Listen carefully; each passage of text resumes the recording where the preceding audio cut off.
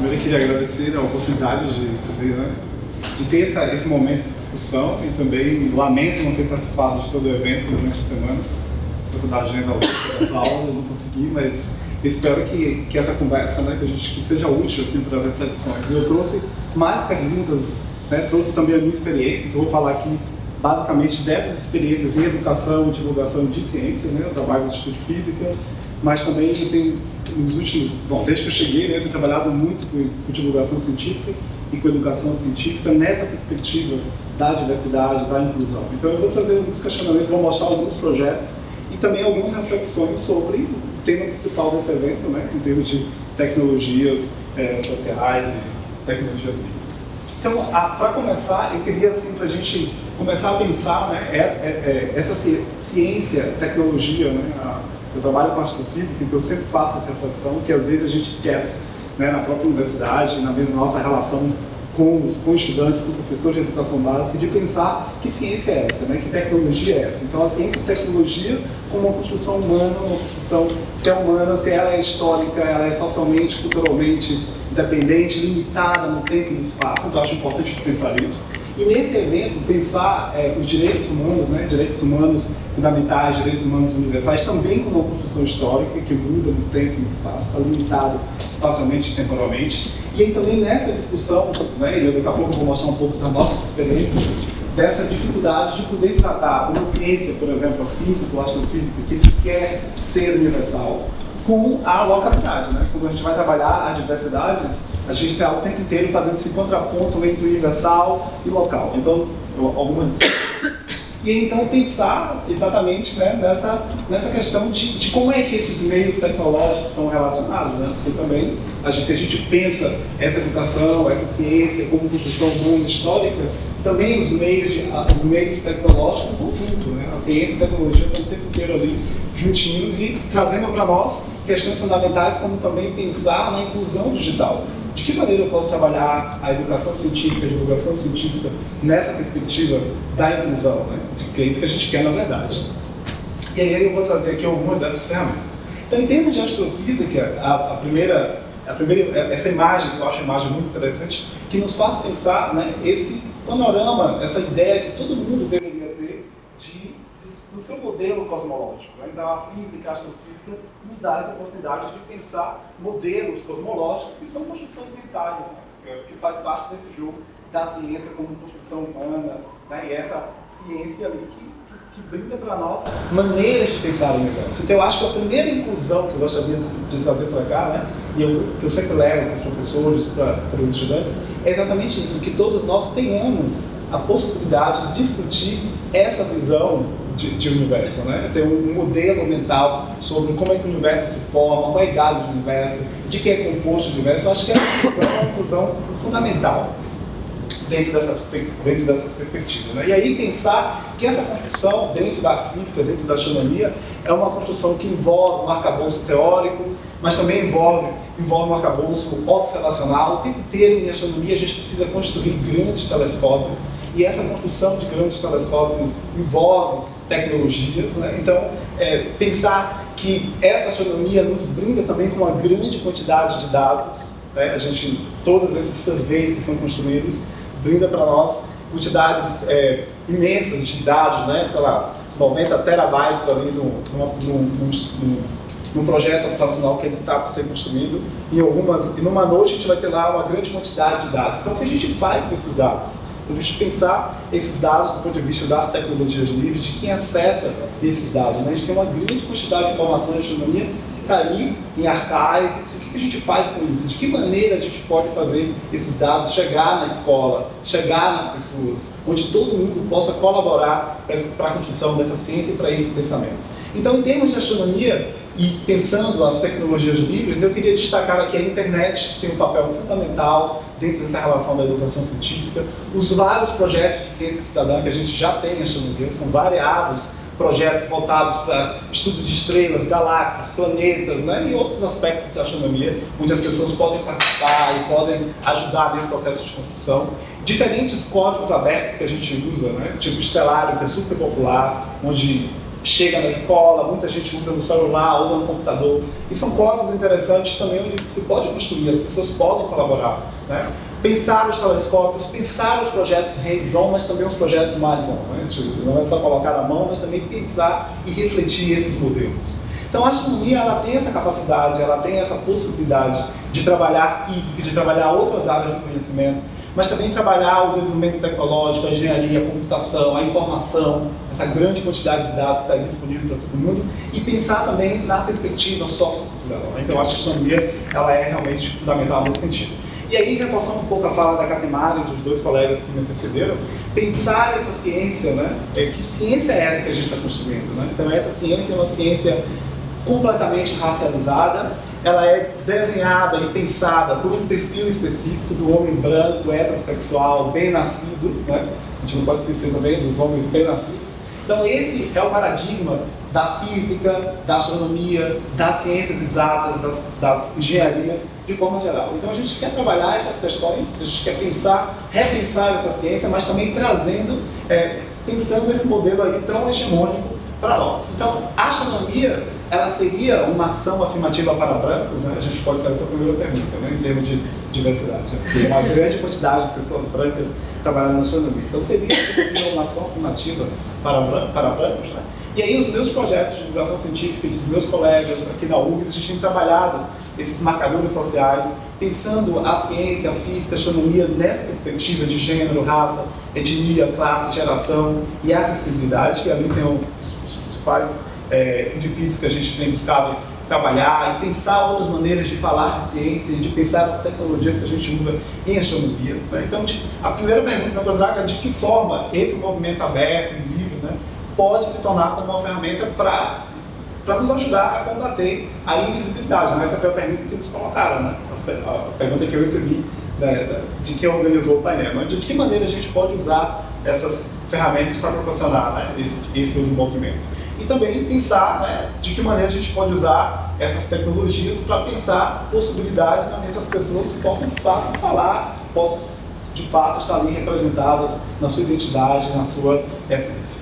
Então, a gente tem trabalhado na astronomia os objetivos do milênio, em vários de nossos projetos, né? Então, os objetivos da ONU. Então, a gente não tem trabalhado todos eles, mas grande parte, principalmente aqueles voltados para a educação, para a eliminação da miséria, né? Para a paz, então a questão da poluição luminosa, tem vários aspectos desses objetivos que a gente tem trabalhado em astronomia. E aí a gente também tem pensado esses diferentes contextos, né? Para a gente discutir tecnologia social, pensar nesse ambiente da universidade, pensar o ambiente da escola e a relação da universidade e da escola com a sociedade, né? Então eu sou diretor aqui do Observatório Astronômico, então essa relação com a sociedade a partir do observatório, a partir de espaços de poder como o planetário, e também dos projetos de extensão que a gente realiza, né? Então, conectar esses três espaços de poder, né? E aí pensar também em outros ambientes. Eu sei que o foco principal dessa conferência é a América Latina, Caribe, né? Então a gente também tem discutido a questão do Brasil e a lusofonia, né? Os países de língua portuguesa, Brasil, África, os países da África, Portugal e Timor-Leste na Ásia. Então a gente tem trabalhado na astronomia, não só no Brasil, mas também internacionalmente, pensando essas questões e esses lugares. Me avisa do tempo, porque tem bastante coisa. Então, a gente então pode pensar que todos esses valores, né, culturais, científicos, né, eles são distintos e vão ali traduzir essa relação de poder, de domínio, né? Escola, universidade e sociedade como uma relação ali de poder acima de tudo, né? Porque tem bastante poder relacionado. Então, qual é o papel dessas novas tecnologias nessas três esferas? E a gente pode pensar em termos da América Latina, né? Trago essa imagem muito bonita do Memorial da América Latina, um projeto cultural de Laci Ribeiro, um antropólogo brasileiro. Então, pensar essas tecnologias sociais, de que forma a gente pode, no Brasil, nos relacionar melhor com países da América Latina e do Caribe, né? Nessa relação deles. A gente tem pensado isso em termos de astronomia. De que forma a gente pode trabalhar com o Chile, com a Argentina, que está aqui do lado, não sou dos gaúchos, né? A gente está aqui do lado e muitas vezes a gente não se comunica com os nossos vizinhos para trabalhar essas questões, para saber o que a gente faz, o que o outro está fazendo em termos de educação científica, pensando na inclusão, né, via tecnologia. O Chile, com todo o seu potencial de astronomia, com os vários projetos de construção de telescópios, né? em alguns anos mais, o Chile vai dominar 70% de todo o potencial de astronomia do mundo. Então, assim, como é que a gente se relaciona com esses países, com os nossos vizinhos?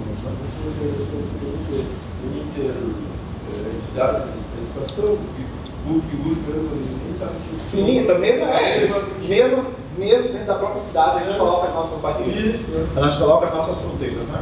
Então, a ciência, a tecnologia, a educação e divulgação científica, nesse desafio da tecnologia aberta, a reflexão que eu trago aqui, é pensar ali naquelas três coisas ali, né? A oralidade, a escrita e a informática.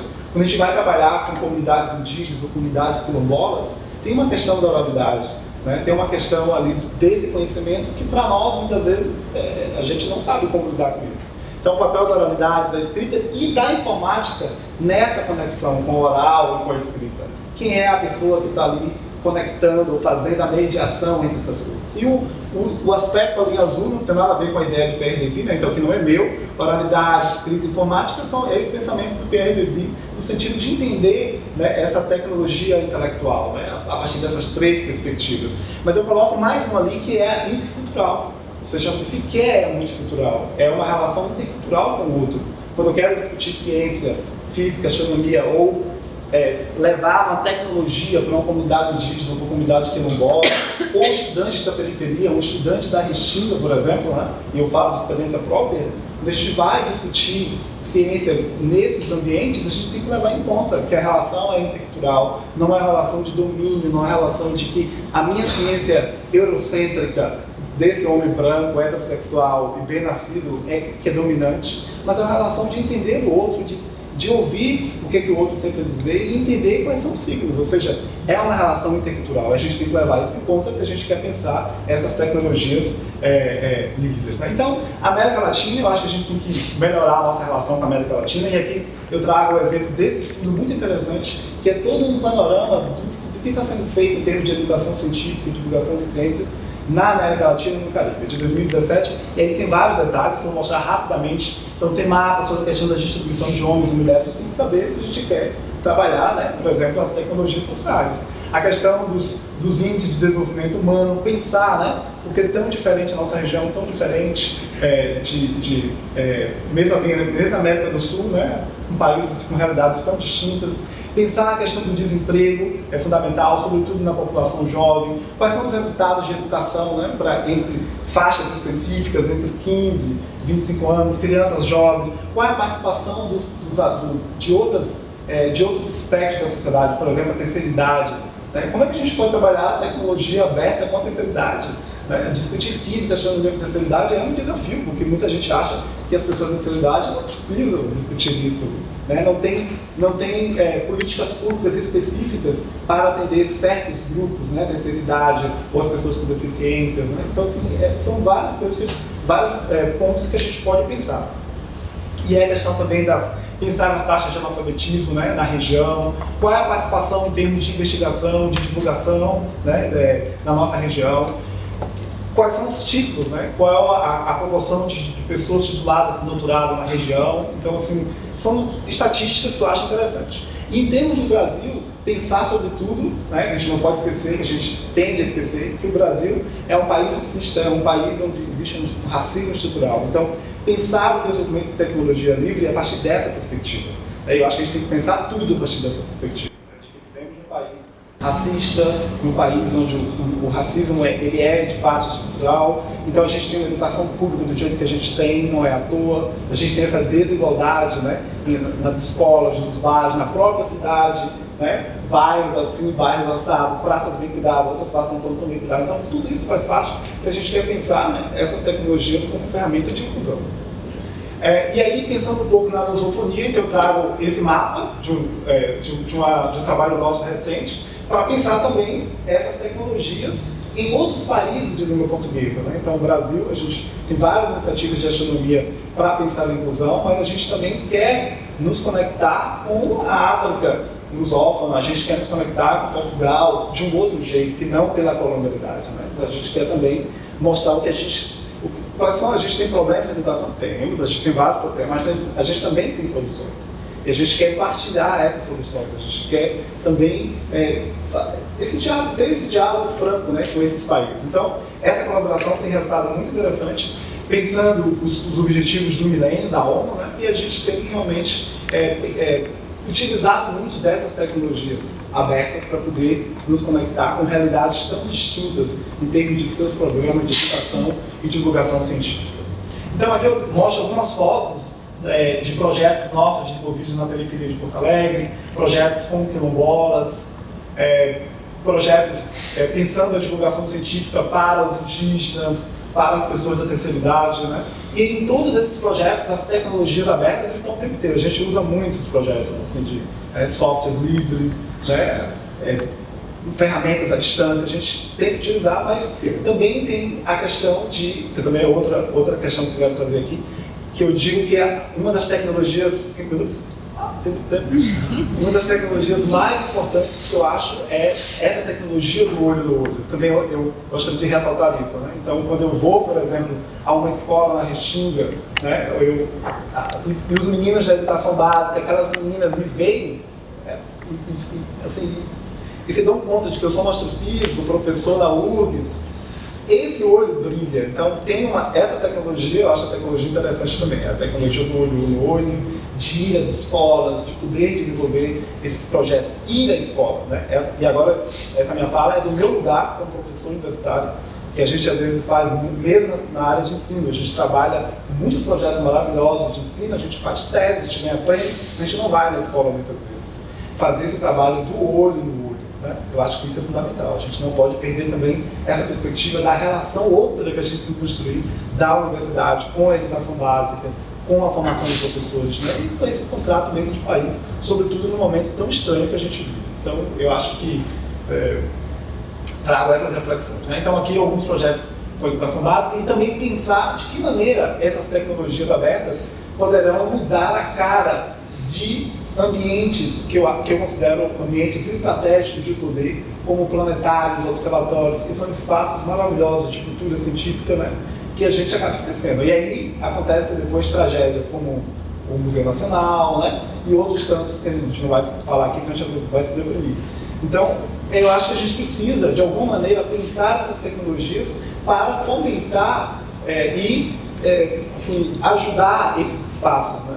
Que muitas vezes são espaços ociosos, ou espaços que não fazem parte das agendas das secretarias municipais de educação, né? não faz parte de uma política mesmo. Então a gente precisa também, de alguma maneira, pensar essas tecnologias para esses espaços. Então o Observatório, por exemplo, é um prédio histórico, o Observatório é esse prédio aqui, onde eu atuo como diretor, é um prédio histórico de 111 anos agora. A acessibilidade é muito complexa, a gente não tem dinheiro para mudar as coisas, então precisamos de tecnologias para facilitar isso, para fazer com que outras pessoas que não podem subir as escadas, ou que não entende, a gente pode fazer várias coisas. Bom, então aí, estava terminando já estou no final, então é pensar de fato, né, de que maneira, dentro da física, a gente tem trazido esse questionamento dentro da física, no nosso projeto de astronomia, de que maneira a gente pode realmente pensar, criar novas linguagens. A gente não quer só a linguagem tradicional de falar de ciência, de manter essa relação com os professores, com as pessoas. A gente precisa de outras formas de conhecimento, outras epistemologias. Não dá para ser mais aquela maneira, né, eurocêntrica, hegemônica, onde o meu conhecimento é o meu conhecimento, o teu conhecimento não é nada, ou você nem sequer pensa. Então a gente precisa de fato de uma nova maneira de pensar, um novo paradigma. Não sei qual é. A gente tem, nessa relação intercultural, a gente tem descoberto algumas coisas e a gente tem também aprendido, né, muitas coisas. Porque como é uma relação com o outro, a gente também aprende muitas coisas. Então a gente precisa repensar, né, as nossas metodologias, as nossas tecnologias de educação e divulgação de ciências, levando em conta esse outro que foi historicamente retirado, né, desse projeto, desse processo de construção, de protagonismo do conhecimento e da produção tecnológica. Então, pensar essa relação de poder entre ciência e as construções sociais, né, a escola, a universidade, a sociedade, a gente precisa cada vez mais fazer essa junção entre essas três esferas e pensar na inovação que a gente gosta tanto, né, como realmente qual é o impacto social da ciência, qual é o impacto social da ciência que não está desconectada da tecnologia, né? E a ciência e a tecnologia nesse momento que a gente vive, né? O momento da informação, uma nova revolução onde realmente a internet tem que ser realmente cada vez mais inclusiva. Então, pensar essas questões que eu acho que está faltando, né? Muitas vezes a gente chega numa escola da Restinga ou de qualquer outro bairro periférico de Porto Alegre e não tem, os laboratórios de informática não tem internet, tem computadores muitas vezes que não se utilizam, não se faz nada, né? Os estudantes não têm acesso mesmo porque não tem dinheiro, muita gente não tem celular. Não é que todo mundo tem celular, todo mundo. Isso não é verdade. As escolas que eu tenho visitado, essa não é a realidade. Então acho que a gente também tem que pensar algumas questões aí, né?